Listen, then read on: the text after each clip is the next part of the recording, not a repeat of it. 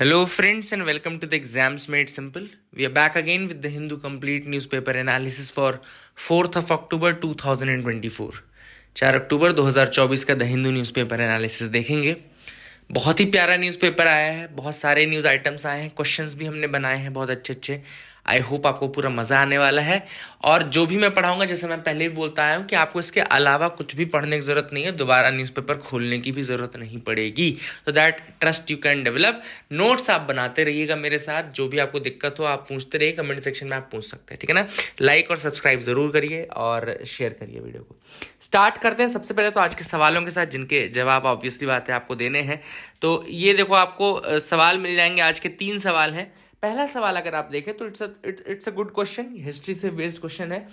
How many of the following statements about British economic policies in India during 1957 to 1947 are correct, ठीक है ना। British economic policy के ऊपर ये question है। स्टेटमेंट्स पहले देख लेते हैं। पहला स्टेटमेंट कह रहा है the British implemented land revenue system that significantly increased the tax burden on Indian farmers. दूसरा स्टेटमेंट कह रहा है the introduction of railways was primarily aimed at facilitating trade within India, benefiting the Indian industries. Third कह रहा है the British economic policies led to deindustrialisation in India, particularly affecting the textile industry. And चौथा कह रहा है the British established a system of free trade that allowed Indian goods to compete fairly in a global market. तो आपको बताना है how many statements are correct.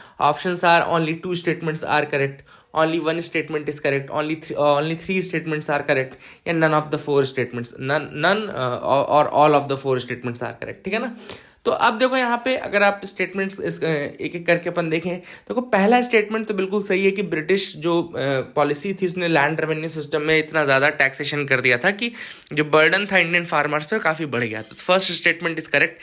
Second गलत है। क्यों गलत है? क्योंकि इसका मेन एम इंडियन इंडस्ट्रीज को बेनिफिट पहुंचाना नहीं था, ट्रेड को बेनिफिट।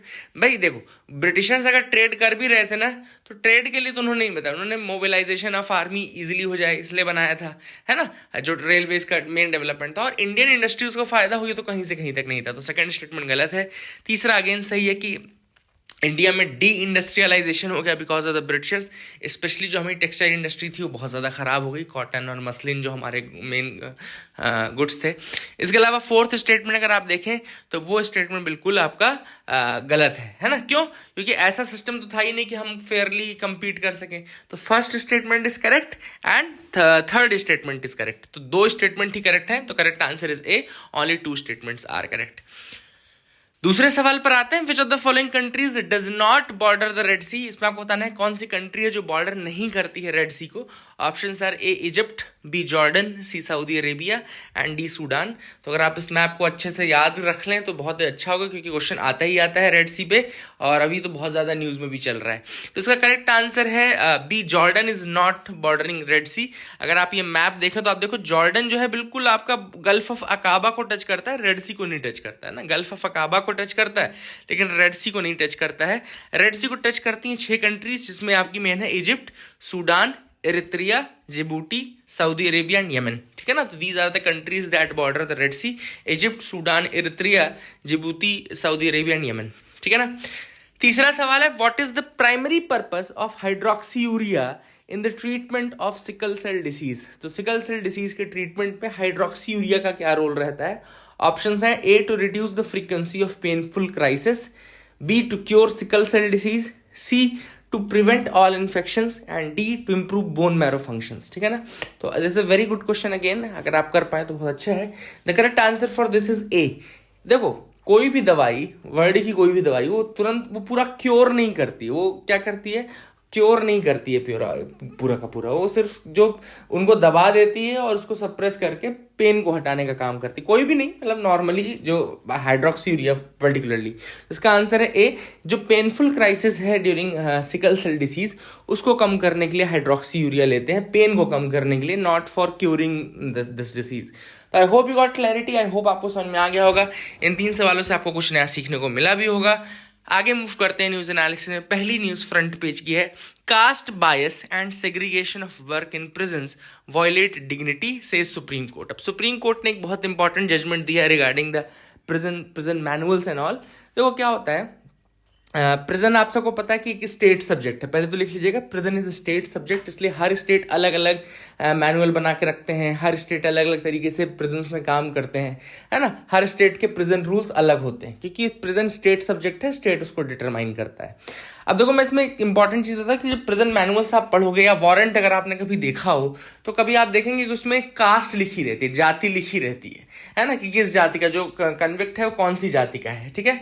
तो ये सुप्रीम कोर्ट के नोटिस में आया कि जो ये इस तरीके का सेग्रीगेशन है, और कई स्टेट्स ऐसे हैं जो अपने स्टेट में प्रिजन मैनुअल्स में भी उन्होंने लिख करके रखा है कि कुछ कास्ट ऐसी हैं जैसे डीनोटिफाइड जो ट्राइब्स थी, डीनोटिफाइड ट्राइब्स जो ब्रिटिशर्स के टाइम में क्रिमिनल ट्राइब्स थे। अब बहुत सारे मैनुअल ऐसे हैं जो ब्रिटिशर्स के टाइम के ही बने हुए हैं, है ना। बहुत सारे मैनुअल ऐसे हैं या बहुत सारे प्रिजन एक्ट ऐसे हैं जो ब्रिटिशर्स के टाइम के बने हुए हैं। मतलब इनफैक्ट जो अभी तक बेसिक हमारा प्रिजन एक्ट था 1894 का था, दैट वाज ड्यूरिंग ब्रिटिशर्स, है ना। तो अब स्टेट्स भी क्या करते हैं, बहुत सारे मैनुअल्स पुराने मैनुअल यूज कर रहे हैं। तो उसमें जब ब्रिटिशर्स के टाइम मैनुअल और एक्ट बन रहे थे ना, तो बहुत सारे डीनोटिफाइड ट्राइब का नाम लिख करके लिख दिया था कि ये हैबिचुअल ऑफेंडर्स हैं, है ना। लेकिन वो सारी चीजें आज तो नहीं है, now they are denotified tribes, है ना। पहले उनको क्रिमिनल ट्राइब्स कहा जाता था। तो सुप्रीम कोर्ट के नोटिस में है कि अभी भी मैनुअल्स जो हैं वो चेंज नहीं हुए हैं, and they are still going on with the same discrimination which was during the colonial era. तो वही डिस्क्रिमिनेशन आज भी चल रहा है। तो अब सुप्रीम कोर्ट ने 3 महीने दिए हैं कि भैया आप अपने मैनुअल्स को सुधारो, एंड किसी भी फॉर्म का डिस्क्रिमिनेशन जो है that should not be the case, चाहे वो आर्टिकल 15 का वायलेशन हो चाहे आर्टिकल 17 का वायलेशन हो, दोनों नहीं होना चाहिए। फिर इसके अलावा ऑथर ने ये भी यहाँ पे सुप्रीम कोर्ट ने ये भी कहा है कि जैसे जेल के अंदर, जैसे प्रिजन के अंदर जो काम होते हैं, बहुत सारे काम ऐसे होते हैं जैसे कि for example cleaning of the drains हो गया, या इस तरीके से जो वहाँ की लैट्रिन्स हैं उनका जो क्लीनिंग हो गया। तो हाउ इज दैट डन? तो यहाँ पे ऑथर ने कहा है कि देखो सुप्रीम कोर्ट ने ये कहा बेसिकली कि ये जो सेग्रीगेशन ऑफ वर्क है प्रिजन के अंदर, वो कास्ट बेसिस पे नहीं होना चाहिए। That should not be based on caste, मतलब कि कोई पर्टिकुलर कास्ट के लोग ही इसको कर रहे हैं, ऐसा नहीं होना चाहिए।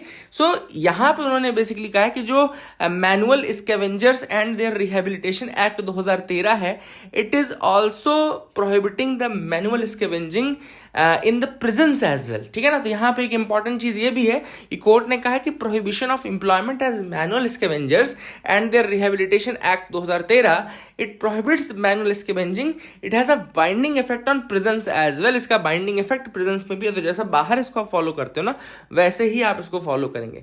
प्लस प्रिजन मैनुअल्स में जहां पर भी किसी कम्युनिटी या किसी ट्राइब के मेंबर को बॉर्न क्रिमिनल मेंशन किया गया होगा, तो वो भी आपको चेंज करना है। या हैबिचुअल, किसी भी कास्ट के व्यक्ति को आप ये नहीं बोल सकते कि यू आर बॉर्न क्रिमिनल और हैबिचुअल ऑफेंडर। तो these are the things which need to be corrected, bias needs to be removed, and prison के अंदर कोई भी रजिस्टर है उसमें कास्ट कॉलम नहीं होना चाहिए। There should not be any caste column for mentioning the caste of the prisoner in the register, it should be removed, है ना। तो all this things are very important. I hope you got clarity regarding that as well.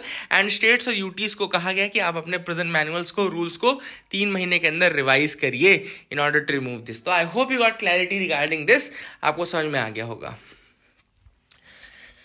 दूसरी जो news है वो है government opens portal for internship to bridge skill set gap. तो यहाँ पे देखो स्किल सेट गैप को पूरा करने के लिए, भरने के लिए यहाँ पे एक इंटर्नशिप पोर्टल स्टार्ट किया गया है। यहाँ पे नीचे लिखा भी है, पोर्टल का नाम है pminternship.mca.gov.in, एंड ये ओपन हो रहा है for youngsters in the age group of 21 to 24 years.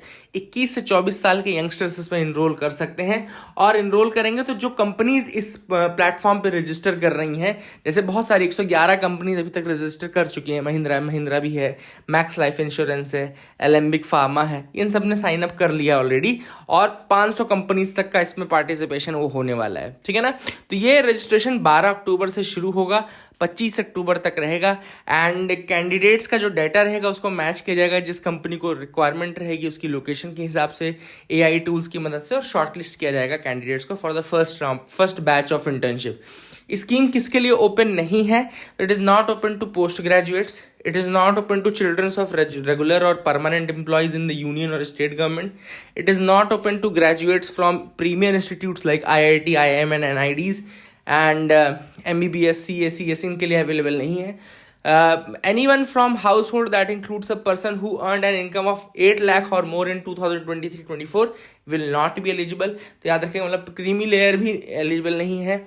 Internship under the scheme will be granted to candidates who have passed high school or higher secondary school, possess a certificate from an ITI, hold a diploma या फिर degree with BA, BSc, BCom, BCA, BBA और B Pharma.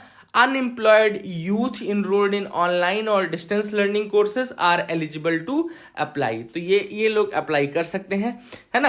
लेकिन कोई भी अगर undergo कर रहा है स्किलिंग या अप्रेंटिसशिप या स्टूडेंट ट्रेनिंग प्रोग्राम, तो वो नहीं अप्लाई कर सकता. तो all this things are important. I hope you got clarity regarding this. अगली न्यूज है वो है leopard population in Odisha forest jump by 22% to 696 in past 2 years. तो एक अच्छी न्यूज़ है उड़ीसा के लिए कि यहाँ पे देखो क्या था. पहले अगर 2018 की बात करें, जब जो ये लेपर्ड सेंसस हुआ था बाय NTC यानी कि नेशनल टाइगर कंजर्वेशन अथॉरिटी, जो कि टाइगर सेंसस भी करता है हर 4 साल में. तो 2018 में जब इन्होंने सेंसस किया था तो उड़ीसा में जो लेपर्ड पॉपुलेशन थी वो 760 आई थी, 760 आई थी. बट जब 2022 में ये सेंसस हुआ तो वो नंबर घट करके 568 हो गया था, 568 हो गया था. ठीक है ना. नाउ इन 2 years 22 से 24 तक ये नंबर बढ़ करके 696 फिर से पहुंच चुका है. So this is good news, है ना. लेपर्ड के बारे में अगर आपको 2-3 नॉर्मल फैक्ट्स बता देता हूं मैं कि लेपर्ड जो इसको पैंथेरा पार्डस बोलते हैं, तो सबसे पहले साइंटिफिक नेम है पैंथेरा पार्डस और IUCN स्टेटस इसका है vulnerable. The IUCN status of leopard is vulnerable. और इंडिया का जो forest wild life protection act है, इंडिया का वाइल्ड लाइफ प्रोटेक्शन एक्ट है, उसके शेड्यूल 1 में ये आता है, याद रखिएगा. साइट्स के अपेंडिक्स 1 की स्पीशीज है, वल्नरेबल है और वाइल्ड लाइफ प्रोटेक्शन एक्ट के अंदर शेड्यूल 1 में आता है. ठीक है ना. तो these are the things which are important. You can remember about leopard as well. आप इनको याद रखिएगा. आगे मूव करते हैं, देखते हैं और क्या इंपॉर्टेंट न्यूज आर्टिकल है जिनके बारे में हमको डिस्कस करना है. ये इंपॉर्टेंट नहीं है. हाँ, now this a very very important news जिस पे क्वेश्चन आने की पूरी संभावना है. There are more than enough chances question might come. Marathi and 4 more languages get Marathi 4 more languages get classical tag. 4 नई लैंग्वेजेस को क्लासिकल लैंग्वेज का टैग दिया गया है. तो यूनियन कैबिनेट ने अप्रूव किया है classical language tag to Marathi, Bengali, Assamese, Pali and Prakrit. मतलब 5 लैंग्वेजेस टोटल है. मराठी को छोड़ करके टोटल 4 और है, मतलब टोटल 5 है. तो कौन कौन सी लैंग्वेजेस हैं? मराठी, बंगाली, असमीज, पाली एंड प्राकृत. ठीक है ना. तो काफ़ी पहले से डिमांड चल रही थी specially for Marathi and Bengali. तो अप्रूवल इनका आ चुका है. देखो अभी तक भारत की 6 लैंग्वेजेस थी जिनको क्लासिकल लैंग्वेज का टैग मिला था. There were 6 languages till now जिनको क्लासिकल लैंग्वेज का टैग मिला था. कौन कौन सी 6 लैंग्वेजेस थी? तमिल, तेलुगु, मलयालम, कन्नड़ा, संस्कृत, उड़िया, तमिल. हिंदी अभी भी क्लासिकल लैंग्वेज नहीं है. तो अभी तक 6 लैंग्वेजेस क्लासिकल लैंग्वेजेस हैं. क्लासिकल लैंग्वेजेस थी तमिल, तेलुगु, मलयालम, कन्नड़ा, संस्कृत, उड़िया. अब 5 और नई लैंग्वेजेस जुड़ गई हैं जिसमें है मराठी, बंगाली, असमीज, पाली एंड प्राकृत. याद रखिएगा. सबसे पहली लैंग्वेज जिसको क्लासिकल टैग मिला था वो थी Tamil. Tamil was the first language to be chosen as classical language in 2004. 2005 में संस्कृत को चूज किया गया था, 2005 में संस्कृत को. And these are the new classical languages. Question आ सकता है, याद रखिएगा. All agri sector initiative brought under 2 new schemes, states to implement them. बहुत इंपॉर्टेंट एक रेशनलाइजेशन ऑफ स्कीम्स के अंतर्गत कैबिनेट ने फैसला लिया है कि जितनी भी सेंट्रल स्कीम्स हैं specially in the agriculture sector, उनको 2 नई स्कीम्स के अंदर मर्ज कर दिया जाएगा. All the central schemes for agriculture sector will be merged under 2 new schemes. 2 schemes का नाम क्या क्या है? प्रधानमंत्री राष्ट्रीय कृषि विकास योजना यानी कि PMRKVY एंड दूसरी है कृषोन्नति योजना, KY, है ना. याद रखिएगा. प्रधानमंत्री राष्ट्रीय कृषि विकास योजना और दूसरा है कृषोन्नति योजना. ठीक है. तो ये एक इंपॉर्टेंट चीज है. अब जो ये प्रधानमंत्री राष्ट्रीय कृषि विकास योजना है, it is aimed at promoting sustainable agriculture. ये जो है कृषि विकास योजना जो है ये सस्टेनेबल एग्रीकल्चर का डेवलपमेंट के लिए है. और कृषोन्नति योजना जो है it will address the food security and agricultural self sufficiency. ठीक है ना. तो एक सस्टेनेबल एग्रीकल्चर के लिए है RKVY और कृषियोन्नति योजना जो है वो एड्रेस करेगी फूड सिक्योरिटी को और एग्रीकल्चरल सेल्फ सफिशिएंसी को, हमारे पास पर्याप्त भोजन रहे. ठीक है ना. ये दोनों स्कीम्स रन कैसे होंगी? सेंट्रल गवर्नमेंट की स्कीम्स रहेंगी लेकिन स्टेट्स के माध्यम से इसको रन किया जाएगा. States will be implementing this. ठीक है ना. तो ऑब्वियस बात है, मैंने आपको बता दिया कि रेशनलाइजेशन के अंतर्गत है। अब जैसे बहुत सारी स्कीम चल रही हैं अभी, सॉइल हेल्थ मैनेजमेंट चल रही है, रेनफेड एरिया डेवलपमेंट स्कीम है, एग्रो फॉरेस्ट्री है, परंपरागत कृषि विकास योजना है जो ऑर्गेनिक फार्मिंग के लिए है। इन सबको मर्ज कर दिया जाएगा इन 2 स्कीम्स के अंतर्गत, ठीक है ना। All these will be merged. एक मिशन और स्टार्ट किया है कैबिनेट ने अप्रूवल दिया है, national mission on edible oils. याद रखिएगा, national mission on edible oils, oil seeds, जिसको NMEO ऑयल सीड्स कहा जाता है। क्या बोलते हैं इसको? NMEO ऑयल सीड्स कहा जाता है। And this is for boosting the domestic oil seed production. Bharat के अंदर डोमेस्टिक ऑयल सीड प्रोडक्शन को इंप्रूव करने के लिए, सेल्फ रिलायंस अचीव करने के लिए ऑयल सीड्स में, edible oil specially edible oils में हमने ये मिशन स्टार्ट किया है। 7 सालों के टाइम पीरियड लिया गया है, 2024-25 से 2030-31 का, है ना। 24-25 से 30-31 तक का टाइम पीरियड है, 7 साल का टाइम पीरियड है for this national mission on edible oils, oil seeds, NMEO oil seed जिसको हम बोलते हैं, ठीक है ना। तो ये फोकस करेगा कि किस तरीके से भाई प्राइमरी ऑयल सीड क्रॉप्स को बढ़ाया जा सकता है। कौन कौन से प्राइमरी ऑयल सीड क्रॉप्स हैं? रेप सीड हो गया, मस्टर्ड हो गया, ग्राउंडनट हो गया, सोयाबीन हो गया, सनफ्लावर हो गया, सेसमम हो गया। तो ठीक है, तो ये सारी चीज़ों को इम्प्रूव करना है, इनके कलेक्शन को, एक्सट्रैक्शन को अच्छा करना है। इसके अलावा सेकेंडरी सोर्सेज जैसे cotton seed, rice bran, tree borne oils, इनको भी देखना है, ठीक है ना। तो all this things are there which will be implemented under these new schemes, plus एक मिशन जो है, तो ये आप लिख लीजिएगा, ऐड कर लीजिएगा। अगली न्यूज है the war on sickle cell disease, how one hospital is making a difference. तो यहाँ पे एक एक्चुअली हॉस्पिटल के बारे में उसकी केस स्टडी आई है ना। वो हमको बहुत ज़्यादा इसमें नहीं पढ़ना है ना, उसको हम नहीं किसी को नहीं, लेकिन नाम मैं आपको बता देता हूँ। देखो चिंचापाड़ा हॉस्पिटल है जहाँ पर बहुत सारी चीज़ें की जा रही हैं, ठीक है ना। अब मैं आपको थोड़ा बता दूँ थोड़ा सा सिकल सेल डिसीज़ के बारे में। तो सिकल सेल डिसीज़ एक जेनेटिक डिसीज़ है, याद रखिएगा।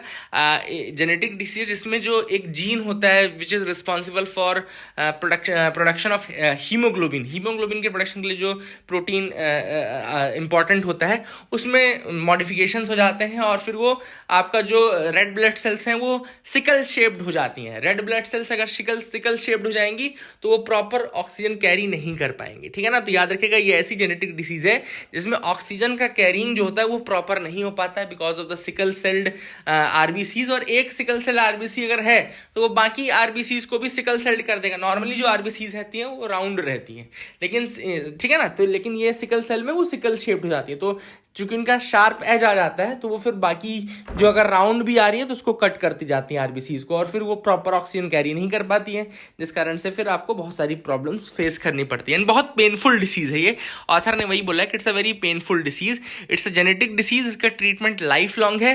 केवल 2-3 ट्रीटमेंट अवेलेबल है, जैसे जीन थेरेपी या बोन मैरो ट्रांसप्लांट। केवल 2 ही चीज क्योर कर सकती है। जैसे आज क्वेश्चन में मैंने आपसे पूछा था ना हाइड्रोक्सी यूरिया का, तो क्योर नहीं कर सकती। क्योर कौन कर सकता है? केवल जीन थेरेपी या फिर bone marrow transplantation can cure this, ठीक है ना। लेकिन ये चूंकि कॉस्ट इतनी ज्यादा है इन थेरेपीज की कि ये सब लोग इसका यूज नहीं कर सकते।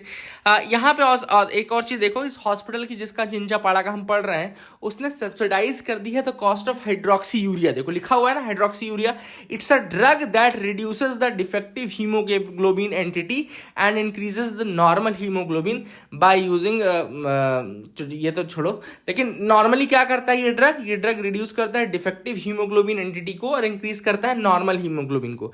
एंड देखो लिखा है hydroxyurea is a drug that reduces the number of times a patient has worsening symptoms or life. जो मैंने क्वेश्चन में पूछा था कि it reduces the frequency of painful crisis, तो वही है कि it reduces the number of times a patient has worsening symptoms or life threatening crisis, ठीक है ना। तो ये एक इंपॉर्टेंट चीज है which is there. I hope you got clarity regarding that. It also minimises the need for blood transfusions. तो hydroxyurea इसलिए काफी ज्यादा इंपॉर्टेंट है। तो आई होप आपको कुछ नया सीखने को मिला होगा इस आर्टिकल में, ठीक है ना। आगे मूव करते हैं। N obsession with ranking is harming India's universities. अब देखो इस आर्टिकल का ओवरऑल मैं आपको क्रक्स बता देता हूं। क्रक्स ये है कि जो हमारी यूनिवर्सिटीज हैं आजकल वो रैंकिंग के पीछे भाग रही हैं। अब रैंकिंग जो है वो ओवर एम्फसाइज करती है रिसर्च पेपर्स में, पब्लिश्ड पेपर्स में, जर्नल्स कितने पब्लिश हो रहे हैं, पीएचडी एडमिशन्स कितने हो रहे हैं, रिसर्च कितनी चल रही है, ठीक है ना। तो यहां से दिक्कत क्या होती है कि इस मैट्रिक में क्वालिटी को नहीं देखा जा रहा है, इस मैट्रिक में क्वांटिटी को देखा जा रहा है। अब आप देखो ना, कितने रिसर्च पेपर पब्लिश हुए, कितने जर्नल्स हैं जो आपके हैं, कितने एडमिशन है। तो everyone is harping upon the numbers, quantity पे सब लोग हार्प कर रहे हैं, लेकिन क्वालिटी मैटर नहीं कर रही है। तो यूनिवर्सिटीज जो है आप कोशिश करती हैं कि ज्यादा ज्यादा पीएचडी एडमिशन्स के लिए मतलब अट्रैक्ट किया जाए, है ना। इसके अलावा उन्होंने ये भी देख लिया है कि किस तरीके से रिसर्च पेपर्स को पब्लिश कराया जाए, मैंडेटरी कर दिया है कई यूनिवर्सिटीज में रिसर्च पेपर प्रमोशन के लिए मैंडेटरी कर दिया है। तो सारे के सारे जो टीचर्स हैं, फैकल्टी मेंबर्स हैं, वो लगे हुए हैं कि किसी तरीके से हम रिसर्च पेपर पब्लिश कर लें, जर्नल्स पब्लिश कर लें, ताकि हमारा प्रमोशन जल्दी हो जाए। All this things will be there. तो इस कारण से जो टीचिंग है, टीचिंग आउटकम जो है, जो क्वालिटी ऑफ टीचर है, वो रिड्यूस हो गई है, प्लेजरिज्म बढ़ गया है, क्योंकि अब ऑब्वियस बात है रिसर्च पेपर पब्लिश करना है, सबके बस की तो होती नहीं, तो कुछ लोग नकल करके इधर उधर से घुमा फिरा के अपना पेपर पब्लिश करना चाहते हैं, ठीक है। तो ऑल दीज आर देयर, है ना। इस कारण से एफिशिएंसी जो है, जो टीचिंग एफिशिएंसी है इंस्टीट्यूशंस की, वो डिक्रीज हो गई है। और हमको फोकस जो करना था एजुकेटिंग स्टूडेंट्स, वो हमारा एम अब रह ही नहीं गया है ना। एजुकेटिंग स्टूडेंट्स का एम रह ही नहीं गया है। प्लस यूनिवर्सिटीज ने ऑटोनॉमी के नाम पे अपनी फीस बढ़ा दी है, जिस कारण से जो इकोनॉमिकली वीकर सेक्शन है उनको काफी नुकसान होता है। टीचर्स का जो क्वालिटी है वो डिक्लाइन हो रहा है, मेंटरिंग की क्वालिटी डिक्लाइन हो रही है। ऑब्वियस बात है, जब टीचर अपने ही पेपर को पब्लिश करने में लगा रहेगा तो दूसरे स्टूडेंट्स को मेंटर कैसे करेगा, ठीक है ना। तो जो फैकल्टी मेंबर्स हैं उनको प्रमोशन उनके रिसर्च आउटपुट पे मिलता है, ना कि टीचिंग एबिलिटी पे। तो ये भी एक बड़ा इशू है कि जो प्रमोशन टीचिंग एबिलिटी पे मिलना चाहिए, क्वालिटी ऑफ टीचिंग पे मिलना चाहिए, वो उनको उनके रिसर्च आउटपुट पे मिलता है। तो ऑब्वियस बात है वो रिसर्च करेगा, पढ़ाएगा थोड़ी, ठीक है। तो all this things are there. एक टर्म यूज किया है ऑथर ने, पब्लिश और पेरिश, मतलब कि या तो रिसर्च पेपर आप पब्लिश करो या फिर पेरिश, मतलब आपका नाम टीचिंग से हट जाएगा वहां पे। तो ये जो एटीट्यूड है पब्लिश और पेरिश वाला, इस कारण से टीचिंग एफिशिएंसी काफी ज्यादा डिक्लाइन हो गई है। ऑथर ने वही कहा है कि यहाँ पे हमको चेंज करने की जरूरत है, इस तरीके के एटीट्यूड को चेंज करने की जरूरत है। रिसर्च क्रिटिकल है, पेपर्स क्रिटिकल है, बट टीचिंग उससे ज्यादा क्रिटिकल है, ठीक है ना। We expect the faculty to excel in both, है ना, दोनों में एक्सेल करना है, केवल रिसर्च पेपर नहीं पब्लिश करते रहना है आपको। तो that is the thing which needs to be change. इसको और ज्यादा साइंटिफिक मेथोडोलॉजी के थ्रू करना पड़ेगा, वही सारी चीजें ऑथर ने यहाँ पे बताई है, ठीक है ना। I hope you got clarity regarding that. Why Italy matters to India, यहाँ पे इटली और इंडिया के रिलेशनशिप पे आर्टिकल आया है। एक इंपॉर्टेंट चीज जैसे यहाँ पे ऑथर ने बताई है कि इट इज अभी blue Raman submarine data cables जो हैं वो कनेक्ट करेंगी जिनोवा को मुंबई से। Blue Raman submarine data cables, तो लिख लो पहले तो, blue Raman submarine data cables will connect Genoa with Mumbai. एक तो ये रिलेशनशिप में इंडिया इटली। देन आप देखो, चाहे रेड सी की पायरेसी हो, चाहे लेबनान गाजा का कन्फ्लिक्ट हो, चाहे रशिया यूक्रेन का कन्फ्लिक्ट हो, है ना, तो यहाँ पे इटली के व्यूज इंडिया के व्यू से मैच करते हैं, तो वहाँ पे भी हम काफ़ी एक दूसरे से क्लोज हो सकते हैं। इसके अलावा इटली ने भी कमिटमेंट किया है कि वो इंडियन ओशन रीजन और वेस्ट एशिया में डिफेंस और सिक्योरिटी को स्टेप अप करने में मदद करेगा, है ना। इसके अलावा इटली ने ज्वाइन किया है group of friends of UNCLOS in 2021। Second largest contributor है यूरोपियन यूनियन नेवल फोर्स में, ठीक है ना, याद रखिएगा इटली। और Italy has been driving force in EU military operations as well, है ना। तो काफ़ी कुछ कर रहा है ऑब्वियसली बात है ओपन सी और सेफ्टी ऑफ द सी के लिए, तो वहाँ पे भी हम इससे वो कर सकते हैं, ठीक है ना। देखो बहुत ज़्यादा अच्छा आर्टिकल नहीं था ये, तो we can leave it here, है ना। बाकी आप अपने स्तर पर पढ़ लीजिएगा, आपको पढ़ना होगा तो, बट बहुत ज़्यादा अच्छा आर्टिकल नहीं है, ठीक है। आगे देखते हैं, supreme court lays down functionality essentially test to claim ITC. ITC का मतलब होता है इनपुट टैक्स क्रेडिट। अच्छा, आप लोगों को मेरे हिसाब से इनपुट टैक्स क्रेडिट का मतलब नहीं पता होगा, पढ़ने में और रटने में अच्छा लगता है, लेकिन समझ लो एग्जैक्टली। आज मैं आपको बहुत ही वंस एंड फॉर ऑल बहुत ही आसान भाषा में समझा देता हूँ, क्योंकि मुझे अच्छा लगता है कि कंसेप्ट्स क्लियर रहे, बाकी नंबर वंबर तो आते जाते रहेंगे। अब इनपुट टैक्स क्रेडिट का मतलब ऐसा है कि कई जैसे जो इनपुट टैक्स क्रेडिट के लिए एलिजिबल सेक्टर्स हैं, एग्जाम्पल जैसे यहाँ पे प्लांट की बात की गई है ना। कोई प्लांट का मतलब क्या होता है कि ऐसी यूनिट या ऐसी बिल्डिंग जो बिजनेस को बहुत ज्यादा ग्रो करे या बिजनेस को बहुत ज्यादा ग्रो करे, उसको हम प्लांट या मशीनरी नाम देते हैं, ठीक है ना। तो उसकी बात नहीं, मैं इनपुट टैक्स क्रेडिट की बात कर रहा हूँ। तो इनपुट टैक्स क्रेडिट का मतलब ऐसा है कि सपोज करो आपने कोई प्रोडक्शन करने के लिए माल खरीदा, ठीक है ना। अब जब आप माल खरीदते हो तो क्या होता है कि आपको उसमें टैक्स देना पड़ता है, रॉ मटेरियल्स में आपको टैक्स देना पड़ता है, ठीक है ना। अब आपने रॉ मटेरियल्स खरीदते समय टैक्स दे दिया, फिर बाद में जब आप उसको सेल कर रहे हो तो सेलिंग के टाइम पे भी आपको टैक्स देना पड़ता है, ठीक है ना। सेलिंग के टाइम पे भी टैक्स देना पड़ता है। तो क्या होता है, डबल टैक्सेशन हो जाता है, सेम आइटम पे 2 बार टैक्स देना पड़ रहा है, क्योंकि आपने पहले उसी चीज का रॉ मटेरियल खरीदा था और फिर आपने उसको आउटपुट में भी टैक्स दिया है। तो इनपुट टैक्स क्रेडिट क्या होता है कि जब आप इनपुट पर टैक्स दे देते हो तो बाद में जब आउटपुट का टाइम आता है या सेलिंग का टाइम आता है तो आपको कुछ टैक्स रिबेट या टैक्स में छूट मिल जाती है, ठीक है ना, because of the tax which you have paid at the input side. तो जो सेक्टर्स अवेलेबल रहते हैं या जो सेक्टर्स एलिजिबल रहते हैं for getting input tax credit, उनमें क्या होता है कि आपको आउटपुट के टाइम पे या सेलिंग के टाइम पे टैक्स नहीं देना पड़ता या कम देना पड़ता है, रिबेट मिल जाता है या आपको रिटर्न हो जाता है, ठीक है ना। तो ये होती है इनपुट टैक्स क्रेडिट, क्योंकि चूंकि आपने इनपुट पे ऑलरेडी टैक्स दिया हुआ है। तो आज आई होप आपको क्लियर हो गया होगा कि ये होता क्या है। अब यहाँ पे इनपुट टैक्स क्रेडिट की जो बात चल रही है जीएसटी के अंतर्गत, यहाँ पे सुप्रीम कोर्ट ने ये कहा है कि भाई ऐसी इमूवेबल प्रॉपर्टी जो कि एक प्लांट है, ठीक है। अब एक प्लांट है का मतलब क्या हुआ कि एक फंक्शनैलिटी टेस्ट करते हैं ये लोग, ये डिसाइड करने के लिए कि किसी बिल्डिंग को हम प्लांट कह सकते हैं कि नहीं कह सकते। प्लांट का मतलब ये पौधे वाला प्लांट नहीं है, जैसा मैंने आपको बताया कि एक ऐसी बिल्डिंग जो कि बिजनेस को बहुत ज्यादा ग्रो कराए और बिजनेस के लिए बहुत ज्यादा एसेंशियल हो। तो प्लांट और मशीनरी का जिक्र किया गया है सेक्शन 17(5) सब सेक्शन डी के अंतर्गत central goods and services tax act 2017 में, ठीक है ना। तो ये ऑलरेडी मेंशन्ड है। तो वही उसने कहा है कि भैया अगर कोई बिल्डिंग प्लांट के रूप में क्वालिफाई कर जाती है तो उसको इनपुट टैक्स क्रेडिट मिलेगा, ठीक है ना। याद रखिएगा, ऐसी बिल्डिंग जो प्लांट के रूप में क्वालिफाई कर जाती है आफ्टर द फंक्शनैलिटी टेस्ट, तो वो उसको इनपुट टैक्स क्रेडिट दिया जाएगा। This is what has been mentioned by the honourable supreme court. किन को नहीं मिलेगा, होटल्स और रेस्टोरेंट्स को, होटल्स एंड सिनेमा को इससे बाहर रखा गया है for classification of plant. Hotels and cinema are not considered as plant under this, ठीक है ना। तो ये भी आप याद रखिएगा। आगे देखते हैं, OPEC plus could cushion the Iran oil shock but not a broader disruption. Obviously बात है, ईरान ऑयल शॉक इसलिए क्योंकि ईरान अभी वॉर में इन्वॉल्व हो गया है, तो वहां से जो ऑयल है उसमें क्राइसिस आएगी, ऑब्वियसली बात है। तो इन्होंने कहा है कि भैया ओपेक प्लस जो कंट्रीज हैं उसको मैनेज कर लेंगी, पर बहुत ज्यादा अगर डिसरप्शन हुआ तो उसको नहीं कर पाएंगी। ओपेक की अगर हम बात करें तो ओपेक में प्रेजेंटली 11 ऑयल एक्सपोर्टिंग कंट्रीज हैं। फॉर्मेशन जिसका इराक में हुआ था 1960 में, है ना।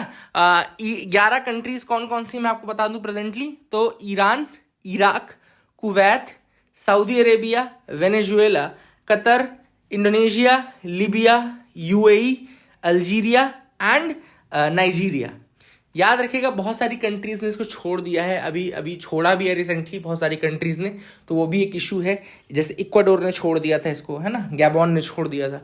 तो ऐसे बहुत सारी कंट्रीज है जिसने इसको छोड़ा हुआ है। अच्छा, ओपेक प्लस कंट्रीज में और कौन सी हैं, तो ओपेक प्लस कंट्रीज में फिर कुछ नॉन ओपेक कंट्रीज भी आ जाती हैं, जैसे Azerbaijan, Brunei, Kazakhstan, Malaysia, Mexico, Oman, Russia, Sudan, south Sudan. तो ये जो कंट्रीज हैं ये नॉन ओपेक कंट्रीज हैं, इनको भी आप जोड़ दो तो ये ओपेक प्लस बन जाता है ना। 2016 में इनके ग्रुपिंग का एक तरीके से इंसेप्शन हुआ था।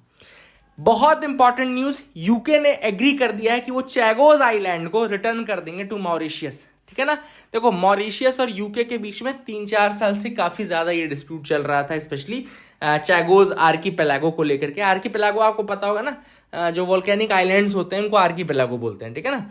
तो यूके और मॉरिशस के बीच में ये चल रहा था काफी ज्यादा, including the Diego Garcia which is a military base. Chagos Archipelago में एक सबसे बड़ा जो आइलैंड है उसको डियागो गार्सिया बोलते हैं, यूएस का मिलिट्री बेस भी है वो, ठीक है ना। तो कल यूके ने एक ट्रीटी की है जिसमें उन्होंने एग्री कर लिया है कि now we will the Chagos Archipelago is independent and it is part of Mauritius, है ना। अभी तक उसको ब्रिटिश ओवरसीज टेरिटरी बोला जाता था, बीओटी कह रहे थे वो लोग, but now they have said that it is now independent and it will be a part of Mauritius now, ठीक है ना। तो चैगोज आर्कीपेलागो के बारे में आपको याद है, इंडिया इसी फेवर में था। इंडिया ने क्योंकि डीकोलोनाइजेशन में ऑलरेडी हमेशा सपोर्ट किया है, तो ये it's a sort of decolonisation only. इसमें एक चीज याद रखिएगा कि जो टर्म्स हैं वो क्या है, टर्म्स ये हैं, कि जो चैगोस आर्किपेलागो है, पहले तो याद रखिएगा इंडियन ओशन में आता है। डिएगो गार्सिया वहाँ का लार्जेस्ट आइलैंड है, यूएस मिलिट्री बेस भी है। मॉरिशियस ये क्लेम करता था कि चैगोस आर्किपेलागो उनकी टेरिटरी है, क्योंकि 1968 में मॉरिशियस इंडिपेंडेंट हो गया, उसके बाद भी ब्रिटिशर्स उसको इलीगली अपना पार्ट बताते थे। यूके कहता था कि नहीं, हमारा कंट्रोल है ब्रिटिश ओवरसीज टेरिटरी के रूप में। लेकिन कल जो एग्रीमेंट हुआ है उसके अकॉर्डिंग यूके ने कहा है कि Mauritius will now hold sovereignty over the Chagos Archipelago, है ना। लेकिन यूएस का मिलिट्री बेस डिएगो गार्सिया में अभी भी काम करेगा फॉर एटलीस्ट 99 ईयर्स, ठीक है ना। And Mauritius will be free to implement a programme of resettlement, जो भी करना चाहे मॉरिशस कर सकता है। तो I hope you got clarity, काफी इंपॉर्टेंट चीज थी इस आर्टिकल में, आपको समझ में आ गया होगा। That was one important thing. Francophonie countries का समिट हुआ फ्रांस में। तो फ्रैंकोफोनी मतलब ऐसी कंट्रीज जो फ्रेंच स्पीकिंग कंट्रीज हो। अच्छा, अफ्रीका में फ्रेंच स्पीकिंग बहुत सारी कंट्रीज थी, लेकिन अफ्रीका में फ्रांस का बहुत ज़्यादा वर्चस्व घटा है रिसेंटली। क्यों? क्योंकि माली 2021 में वहाँ पे कू हुई, बुर्किना फासो 2022 में कू हुई, नाइजर 2023 में कू हुई। ये सारी पेरिस फ्रेंडली गवर्नमेंट्स थी, लेकिन इन सबको रिमूव कर दिया गया और वहाँ पे जो मिलिट्री जनता आ गई। तो फ्रैंकोफोनी में इसीलिए इन कंट्रीज को इस बार एलिजिबिलिटी नहीं थी, यानी कि कौन कौन सी? माली 2021 में कू, बुर्किना फासो 2022 में कू, नाइजर 2023 में कू, ठीक है ना। इसके अलावा Lebanon which is also a former French colony, it is also यहाँ पे भी क्राइसिस चल रहा है, तो उसके बारे में डिस्कशन किया गया वेस्ट एशिया में। तो वेस्ट एशिया में, मिडिल ईस्ट में जो वेस्ट एशिया है वहाँ पे फ्रांस का जो घटता हुआ वर्चस्व है उसके बारे में भी डिस्कशन किया गया फ्रैंकोफोनी समिट में। I hope you got clarity regarding that. So that is it for the day. I hope you like our video, keep liking us, keep subscribing us. Thank you, have a nice day.